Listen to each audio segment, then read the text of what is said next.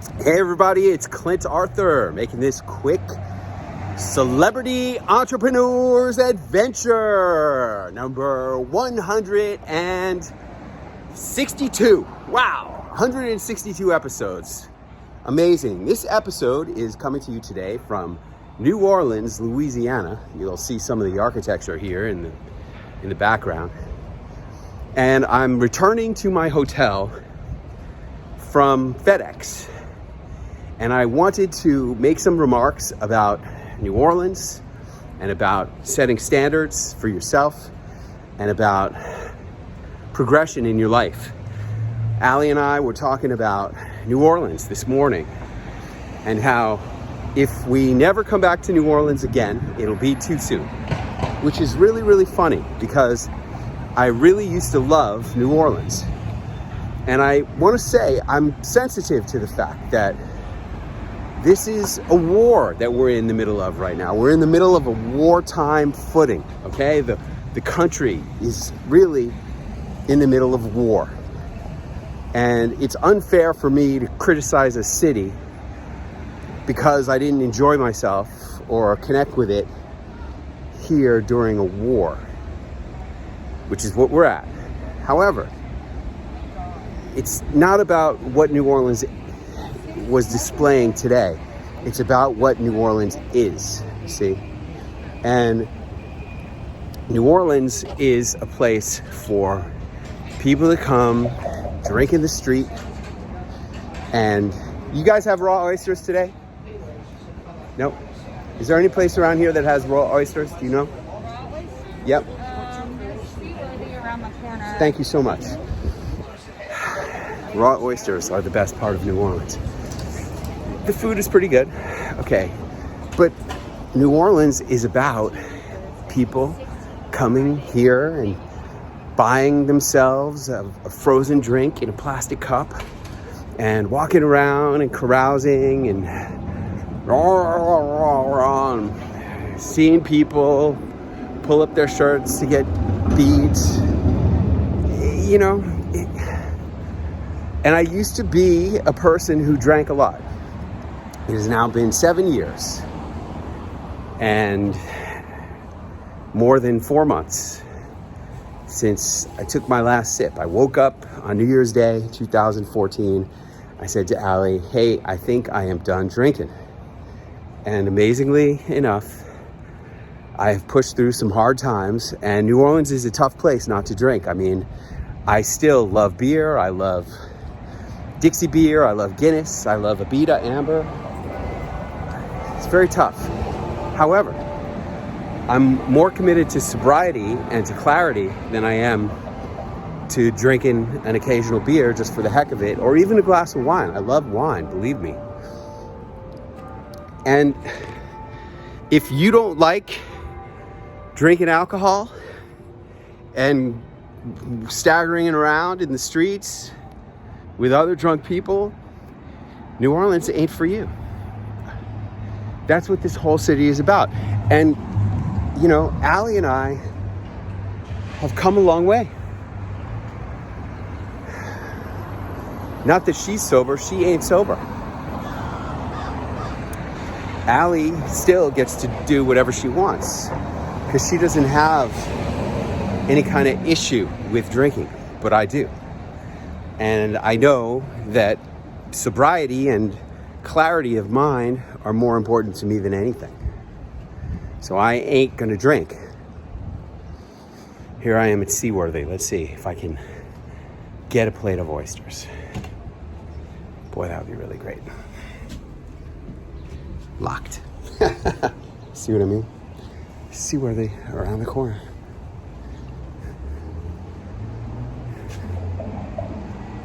Can you look in here? Nothing going on. Nothing going on. See, you can't even, and I know, look, it's unfair to criticize a place during a time of war. And we're in the middle of a war. Whether there's people with guns on the streets in military uniforms or not, we're in a war. Just so happens that the war is a digital war. that the war is a cyber war, an attack on our political, economic, and social systems.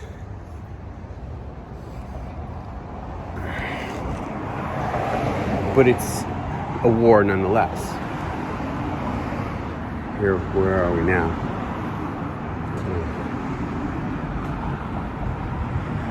Bates Hotel. Yeah, that's not gonna do it. Josephine Estelle.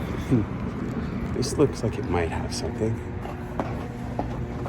You know, nice restaurant. I really do appreciate any restaurant that's still open right now in the middle of this war.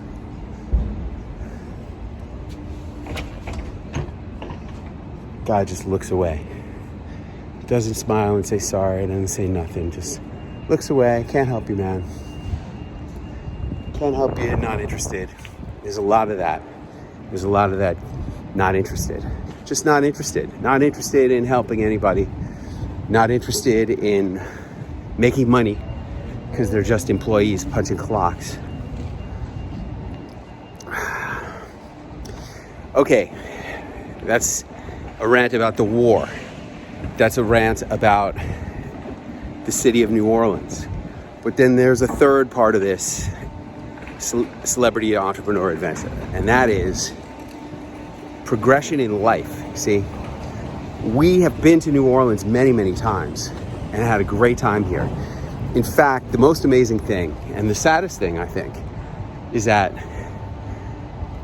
20 years ago, Allie and I came to New Orleans for our first big overnight date, okay? It was her 40th birthday, and she replaced the ticket. It was originally supposed to be her and her sister-in-law coming to New Orleans, and she booted out her sister-in-law and took me instead, which was a smart thing. And by the end of that, I said, you know, at her 40th birthday party, like at her 40th birthday dinner, I took her out to dinner, a really nice place.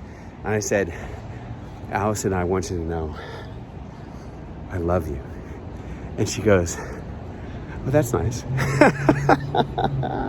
That's what she said. She said, that's nice. That's what she said. And I went all over New Orleans. I went to 7 different voodoo shops looking for, here's a lovely park where they used to have really nice jazz concerts. Haven't seen one this time. Maybe they will one day in the future. Haven't seen one. I took her to 7 different voodoo shops all over New Orleans looking for a love potion before finally, in the last voodoo shop all the way up at the end of Bourbon Street, I went in, I said to the guy, do you have a love potion? He goes, you want a love potion, man? I said, yeah. He goes, oh, you gotta talk to Mo Daddy. I go, who? He goes, that guy right there. Go for Mo Daddy. I go, hey, I'm looking for a love potion. He goes, oh, you want a love potion? I got love potion number 9. He sold me love potion number 9. Allie wanted me to bargain with him. I did not bargain with him. I paid the full $20 that he requested. Great investment. 7 days later, Allie told me that she loved me. Oof. But here's the thing. 20 years ago, she and I were very different people than we are right now. 20 years ago, New Orleans was a blast.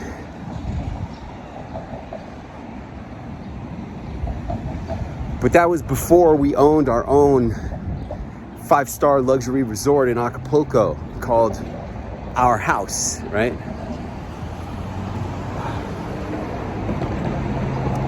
That was before Our House was nicer than any hotel, which it is.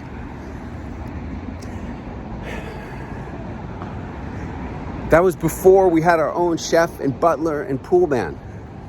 See what I mean? We were different then. We were different people. And you have to, as a person, be aware of who you are and what you are, and what do you need and what are your standards. Our standards have evolved, see?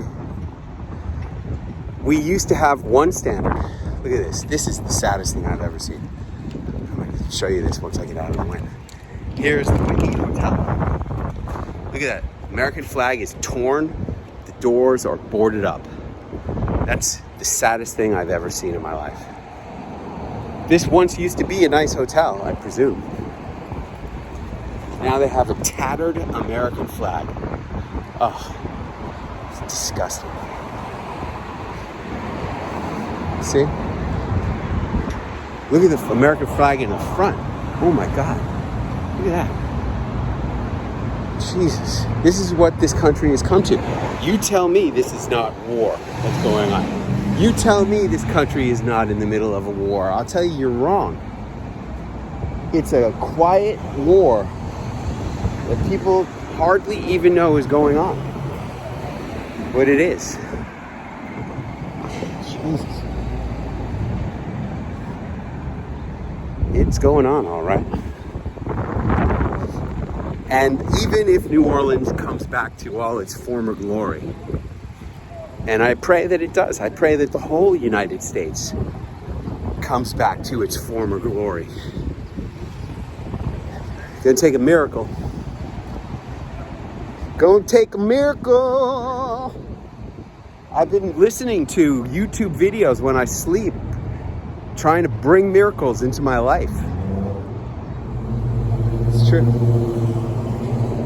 Gonna take a miracle. New Orleans. Or as my dad used to say, New Orleans. Nolans.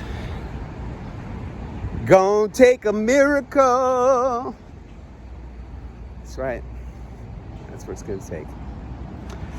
All right, folks. Be aware, we're in the war. And those of you who are at CNN, I told you that we were in the war. We were behind enemy lines at CNN. 140 plus entrepreneurs, experts, with me, Dr. Drew, Evander Holyfield, Surgeon General Jocelyn Elders, and Dr. Oz, and CNN, Fox News medical correspondent, Dr. Mark Siegel. We were all there. And if you were there, you know what I'm talking about. We're in a war. We've been in a war. We're in a war.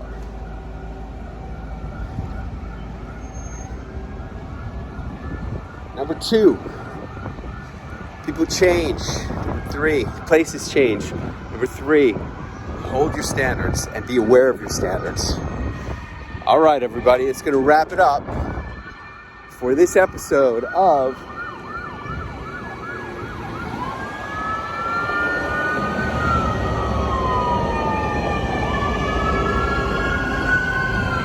Celebrity Entrepreneurs Adventures.